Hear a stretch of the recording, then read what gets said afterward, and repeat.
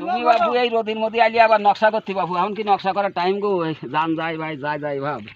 আমি একটু চায়ের দোকান করতাম ভাই। ভাই না বাবু তোমার সালের বয়সে বাইশটা কম আমার। আমি একটু চায়ের দোকান করতে করতে আবার কি মন্ডাই করলো যে একটু চাষ করি। তা একটু চাষ করেছিলাম বাবু এই বিল মাঠে, এরাই বিল মতন। তা যাই হোক বাবু, এই চাষ করতে যাইয়ে বাবু আমি যা বড়িয়ে নিছি গো বাবু, এ বড়ি না নাড়ার জায়গা ভালাম না বাবু।